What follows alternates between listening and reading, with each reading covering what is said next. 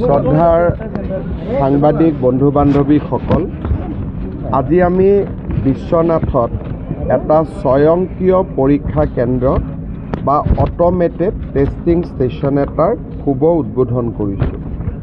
আপোনালোকে জানে যে আমাৰ যি গাড়ী আছে বা প্ৰফেশ্যনেল ভেহিকল, ট্ৰাক, বাছ, যদি তেওঁলোকৰ ফিটনেছ নাথাকে তেতিয়াহ'লে দুৰ্ঘটনা হোৱাটো স্বাভাৱিক।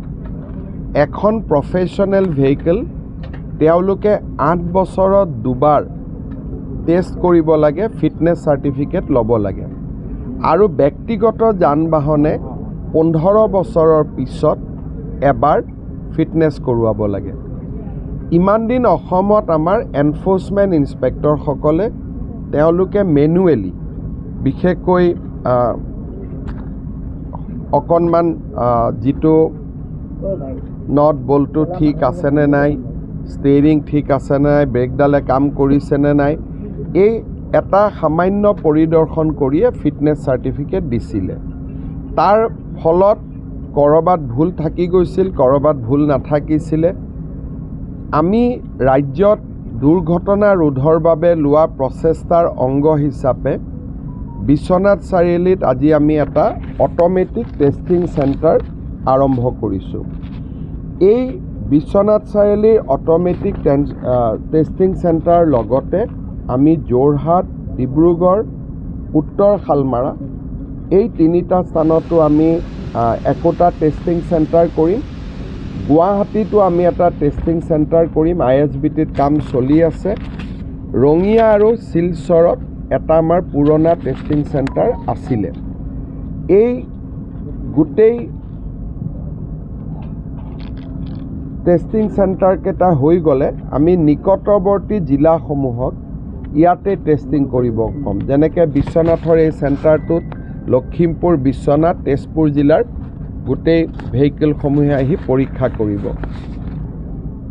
এই গোটেই ঘটনা বা গোটেই টেষ্টিং হোৱাৰ পিছত তেওঁলোকে আৰু DT অফিচত যাব নালাগে। টেষ্টিং চাৰ্টিফিকেটখন বাহন পৰ্টেল বুলি আমাৰ এটা পৰ্টেল আছে, তাতে আপলোড কৰি দিয়া হ'ব। ৰাস্তাত এনফৰ্চমেণ্ট ইনস্পেক্টৰ বা আমাৰ MVI সকলে যদি চেক কৰিব খোজে, গাড়ীৰ নম্বৰটোলৈ পৰ্টেলত মাৰি দিলে ফিটনেছ চাৰ্টিফিকেটখন আহি যাব। ইয়াৰ লগত আমি আৰু এটা কাম কৰিব খুজিছোঁ, সেইটো হৈছে ড্ৰাইভিং টেষ্টৰ কাৰণে। এইটো হ'ল গাড়ীৰ টেষ্ট। ইয়াৰ পিছত আমি কৰিব খুজিছোঁ ড্ৰাইভিং টেষ্টৰ কাৰণে এটা ব্যৱস্থা।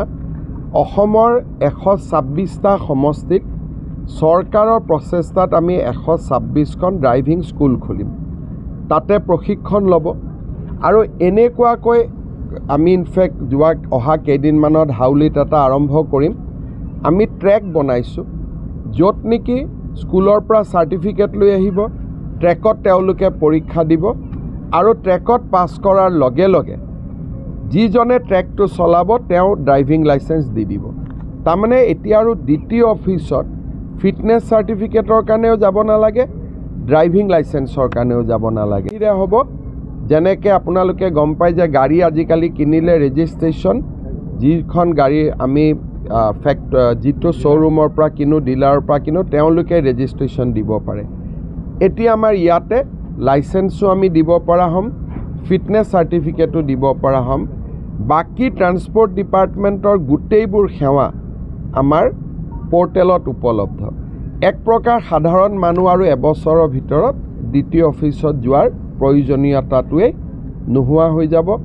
প্ৰথম চৰকাৰৰ দায়িত্ব লৈয়ে পৰিবহণ নিগমত আমি এটা ব্যাপক সংস্কাৰৰ কাম হাতত লৈছিলোঁ। আজি লাহে লাহে ই পূৰ্ণাংগ ৰূপ পাব গৈ আছে। अन्नपूर्णा काव घी देश के हर एक खाने को लजीज बनाता है।